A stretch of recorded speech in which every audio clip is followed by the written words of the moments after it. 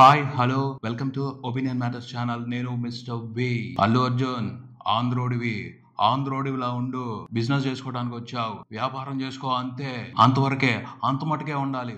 అంతేగాని నా తప్పేమీ లేదు, ఎవరు తప్పు లేదు, అది జస్ట్ యాక్సిడెంట్ మాత్రమే అని ప్రెస్ మీట్లు పెట్టొద్దు. అరే, గిల్లితే గిల్లించుకో, వార్నింగ్ ఇస్తే తీసుకో, పరువు తీస్తే తీయించుకో, నిందలు వేస్తే భరించు. అంతేగాని ఆత్మాభిమానం, వ్యక్తిత్వ హననం, అదే క్యారెక్టర్ అసాసినేషన్ అంటూ సమర్థించుకోవద్దు. ఆంధ్రోడివి లాగా ఉండు. ఎగిసి పడమాక, పెత్తనం చేస్తాం, పడుండు. నీ ఆధార్ ఎక్కడుంది, నీ అడ్రస్ ఎక్కడుంది?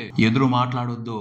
ఎదురు మాట్లాడావంటే బ్లాక్ మెయిల్ చేస్తాం. నువ్వు ఆంధ్రోడివి అని బ్లాక్ మెయిల్ చేస్తాం, సెంటిమెంట్ ని రెచ్చగొడతాం, బెదిరిస్తాం, భయపెడతాం, ఇన్సెక్యూరిటీని క్రియేట్ చేస్తాం, గోల చేస్తాం, దౌర్జన్యం చేస్తాం. ఆత్మాభిమానం లేదు, తొక్క లేదు, స్వాభిమానం లేదు, తొక్క లేదు. అణిగి మణిగి పడి ఉండండి అని డైరెక్ట్ గానే హెచ్చరిస్తున్నారు, డైరెక్ట్ గానే బెదిరిస్తున్నారు. ఎవరు అంటే పని పాట లేని పోరంబోకులు కాదు, బాధ్యతాయుతమైన పదవుల్లో ఉన్న గౌరవనీయ ప్రజాప్రతినిధులు. నువ్వు ఆంధ్రోడివి అన్న బ్లాక్ మెయిలింగ్ అస్త్రాన్ని ఇంకా ఉపయోగిస్తున్నారు వాళ్ళు. దాన్ని పట్టుకుని తిరుగుతున్న వాళ్ళు ఇంకా ఉన్నారా అని అనిపిస్తా ఉంది. పోతే ఇక్కడ ఒక అనుమానం ఉంది, ఆ బ్లాక్ మెయిలింగ్ అస్త్రానికి ఇంకా పవర్ ఉందా? ఇంకెన్నాళ్ళయ్యా ఆ తుప్పు పట్టిపోయిన వెపన్ ని పట్టుకుని వేధించాలి, బాధించాలి, బెదిరించాలి అని చూస్తారు. అన్ని రోజులు ఒకేలాగా ఉండవు. రోజులు మారుతాయి, పరిస్థితులు మారాయి, చాలా విషయాలు మారాయి. ఎకనైనా ఆ తుప్పు పట్టిన వెపన్ ని పక్కన పారేయండి, కుదిరితే కొత్త వెపన్ ని తయారు చేసుకోండి.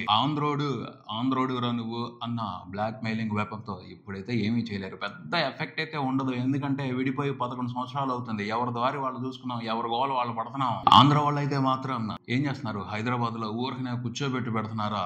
రెక్కలు ముక్కలు చేసుకుని కష్టపడితేనే కదయ్యా సంపాదించుకునేది, డబ్బులు వచ్చేది. హైదరాబాద్ లో కష్టపడి సంపాదించిన డబ్బుని చాలా వరకు అక్కడే రకరకాల అవసరాల కోసం ఖర్చు పెట్టేస్తున్నారు. అది ఆదాయం కాదా?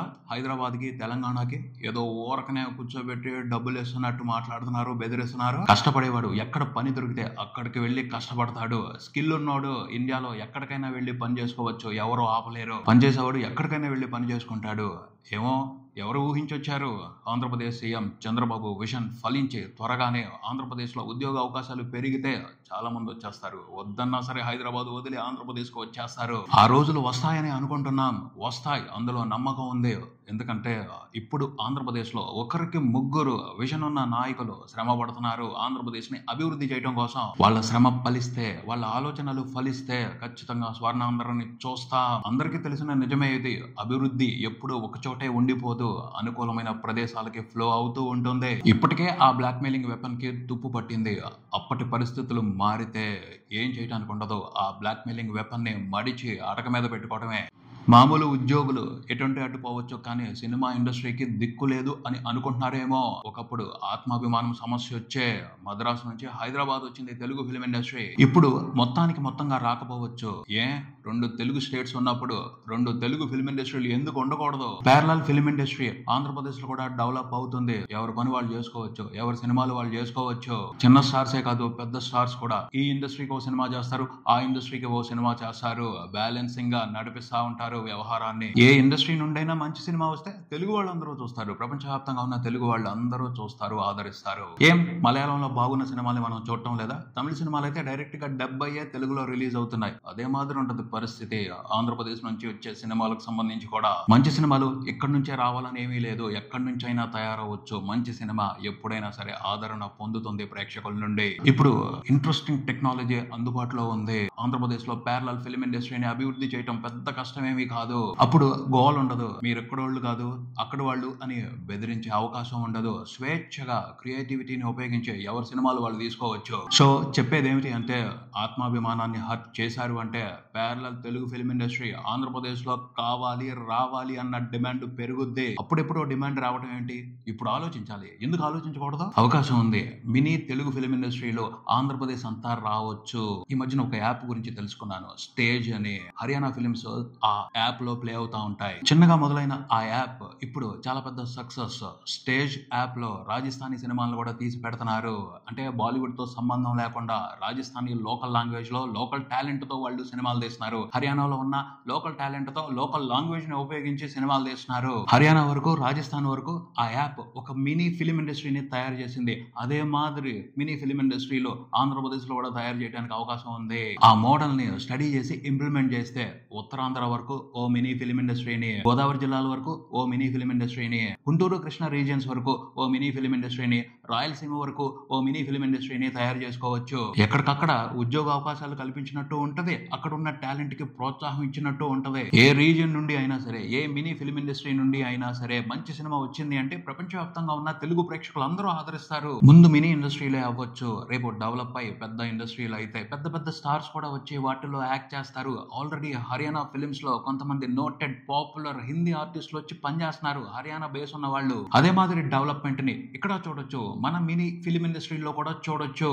సో స్టడీ చేయాలి, అవసరమైన విధి విధానాలని ఏర్పాటు చేస్తే ఎంచక్క ఒక రెవల్యూషనరీ తెలుగు ఫిలిం ఇండస్ట్రీని ఆంధ్రప్రదేశ్ లో కూడా చూడొచ్చు. అది పరిస్థితి. ఫోకస్ చేస్తే ఏదో ఒక ప్రత్యామ్నాయం కనపడుద్ది, ప్రయత్నిస్తే ఏదైనా సాధ్యం అవుద్ది. ఇప్పుడు సినిమా ఎంటర్టైన్మెంట్ కి చాలా డిమాండ్ ఉంది. ఒక్క సరైన పర్సన్, ఒక విజనరీ, చంద్రబాబు లాంటి విజనరీ, పవన్ కళ్యాణ్ లాంటి పవర్ఫుల్ లీడర్ ఫోకస్ చేస్తే చాలు, చాలా తేలికగా చాలా ఫాస్ట్ గా ఆంధ్రప్రదేశ్ లో మినీ ఫిలిం ఇండస్ట్రీలో రూపుదిద్దుకుంటాయి. ఆ బెదిరింపుల గోల ఇప్పుడు ఎందుకులే గానీ మంచి కంటెంట్ కి ప్రపంచవ్యాప్తంగా ఈ రోజుల్లో వండర్ఫుల్ డిమాండ్ ఉంది.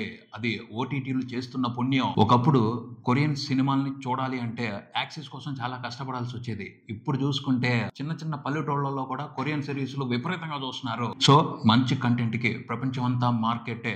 ఓటీటీలో మంచి కంటెంట్ తయారు చేసే వాళ్ళని వదిలిపెట్టరు, ఇవ్వాల్సిన ఎంకరేజ్మెంట్ ఇస్తారు. సో ఈ అవకాశాన్ని ఆంధ్రప్రదేశ్ అందిపుచ్చుకోవాలి. అప్పుడు నువ్వు ఆంధ్రోడివి, నేను తెలంగాణ వాడిని అన్న డిఫరెన్స్లు తగ్గిపోతాయి. అందరం తెలుగు వాళ్ళం, అన్ని తెలుగు సినిమాలు అన్న ఫీలింగ్ పెరుగుద్ది. ఎందుకంటే ఎక్కడ జరిగే పని అక్కడ జరుగుద్ది, ఎక్కడ తీసే సినిమాలు అక్కడ తీస్తా ఉంటారు, నచ్చిన సినిమాని అందరూ ఆదరిస్తా ఉంటారు. అప్పుడు తేడాలు ఉండవు, ఎందుకంటే బ్యాలెన్స్ గా ఉంటది వ్యవహారం. అందరూ ఎవరి పని వాళ్ళు చేసుకుంటా ఉంటారు, ఒకళ్ళొకళ్ళు ప్రోత్సహించుకుంటా ఉంటారు, హెల్దీ వాతావరణం ఏర్పడుద్ది. అలా కాకుండా హైదరాబాద్ తప్పించి వేరే గతి లేదు అని ఆలోచిస్తే ఇలానే అంటారు, ఇలాగే బెదిరిస్తా ఉంటారు, నువ్వు నాన్ లోకల్ అని. ఇప్పుడున్న పరిస్థితుల్లో అలాంటి వాటికి అవకాశం ఇవ్వకూడదు, అవసరం లేదు కూడాను. ఆంధ్రప్రదేశ్ లో కూడా ప్యారలల్ తెలుగు ఫిల్మ్ ఇండస్ట్రీ రావాలి. ఫైనల్ గా చెప్పేది ఏమిటి అంటే, ఎక్కడైనా సరే పని చేసుకునే అవకాశం ఉండాలి, స్వేచ్ఛగా పని చేసుకునే అవకాశం ఉండాలి. అప్పుడు డిఫరెన్స్ ఉండవు. ఇది నా ఒపీనియన్. మీ ఒపీనియన్ గురించి కింద కామెంట్స్ లో తెలియజేయండి. వివేకవంతమైన సమాజం కోసం ఒపీనియన్ మ్యాటర్స్. ఇది ఇక్కడికి మరో వీడియోతో మళ్ళీ కలుద్దాం. ఈ వీడియో మీకు నచ్చితే లైక్ చేయండి, మీ ఫ్రెండ్స్ తో షేర్ చేసుకోండి, మీ అభిప్రాయాన్ని కామెంట్ చేయండి, ఈ ఛానల్ ని సబ్స్క్రైబ్ చేయండి. నేను మిస్టర్ బి, మీరు చూస్తున్నారు opinion matters channel. Thank you.